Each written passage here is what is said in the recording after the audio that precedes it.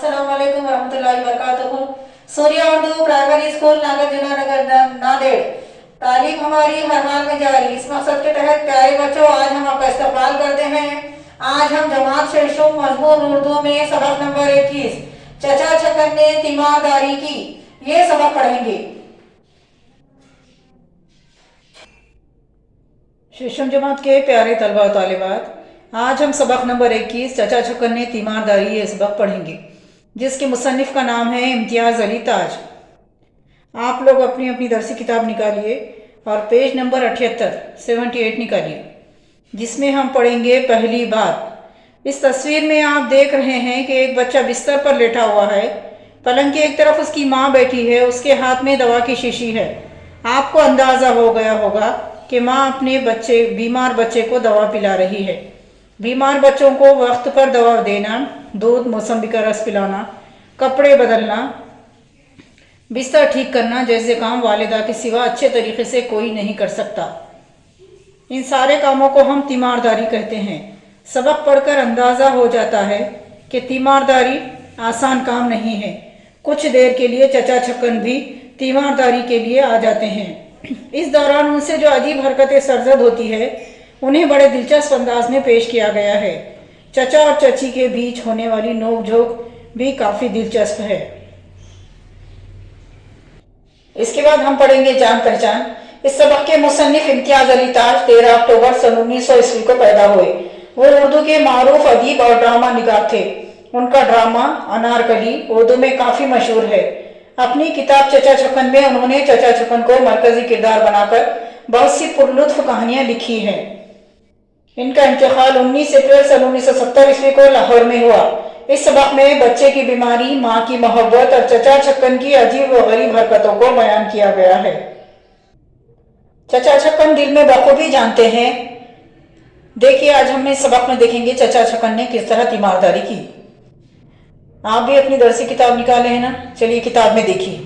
चचा छक्कन दिल में बखूबी जानते हैं कि तीमारदारी उनके बस का रोग नहीं, लेकिन तबीयत के हाथों ऐसे नाचार है कि जरा सी बात में ताव खा जाते हैं।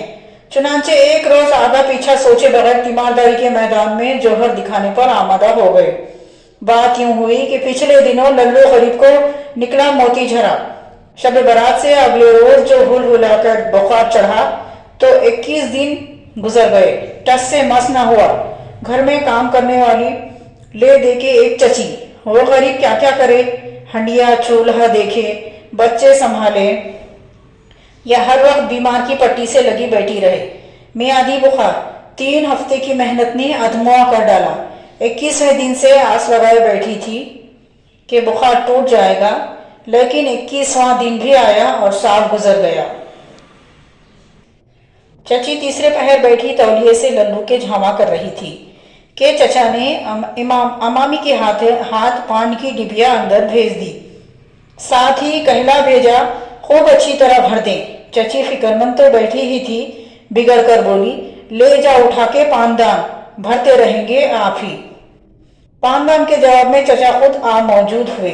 वो पानदान भेज दिया तुमने? चची गुस्सा कड़वे घूंट की तरह पी गई। सिर्फ इतना कहा, और क्या बीमार की चारपाई उठवा कर भेजती?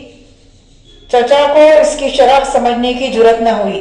लल्लू से मुखातिब हो गए, क्यों भैया यार लल्लू, बड़े ठाट से झावा करवा रहे हो? उस्ताद, अब ये कहो तुम उठते कब हो? चची से ना रहा गया, बोली, जल्दी उठ बैठ बेटे, अब्बा फिक्र के मारे दुबले हुए जा रहे हैं। अब इतने खुले वार पर चुप रहना भला चचा के लिए कैसे मुमकिन था? बगैर सोचे समझे बोले, जाइए आप बावर्ची खाने में तशरीफ ले जाइए, मैं आप कर लूंगा तीमारदारी। चचा को कमजोर हरीफ समझकर, हरीफ यानी दुश्मन, कमजोर हरीफ समझकर चची आमतौर से ऐसी बात गोल कर जाया करती है।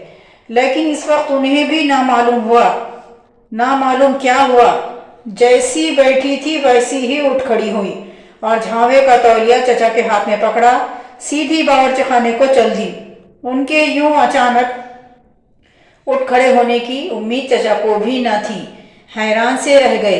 1 मिनट तो चुपचाप तौलिए को देखते रहे।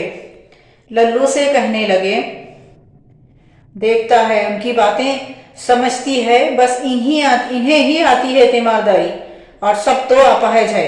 अम्मा के चले जाने से लल्लू कुछ कबीदा खातिर हो गया, यानी नाराज हो गया।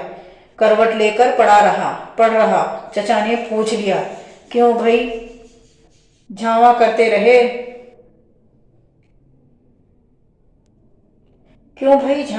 रहे?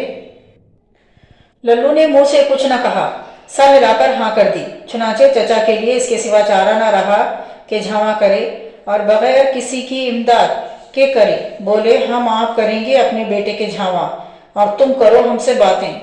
कुछ देर बाद तीमारदारी का जोश कुछ सर्द सा पड़ गया। बड़ी देर तक मुंह बनाकर अपना हाथ दबाते और उंगलियां चटकाते रहे। हवास बजा हुए तो लल्लू की तरफ तवज्जो की। सो गए लल्लू? लल्लू भैया, ऐ लल्लू, ओ लल्लुए, नींद आ गई क्या? अच्छा सो रहे हो? बाहर चची ने आवाज सुन ली। छुट्टन के हाथ कहला भेजा, सोने ना देना, दवा का वक्त है। सरहा ने छोटी मेज पर दवा की शीशी रखी है, एक खुराक दे दो।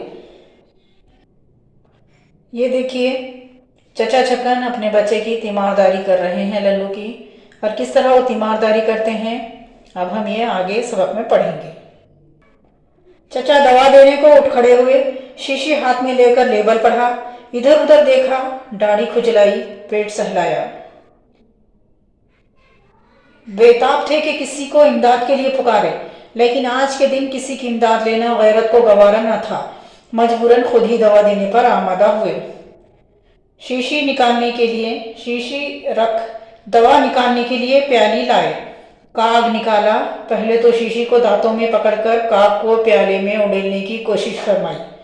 इस तरह के बाद लाहौर कहकर काग मेज पर रख दिया और शीशी से दवा उड़ेलनी शुरू की।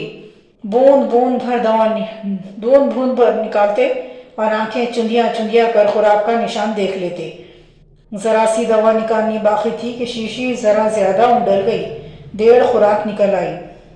चचा ने पहले तो प्याली टेढ़ी की कि जायद खुराक गिरा दे, फिर ख्याल आया कहीं ज़रूरत से ज़्यादा दवा गिराकर खुराक की मिक़दार कम न हो जाए।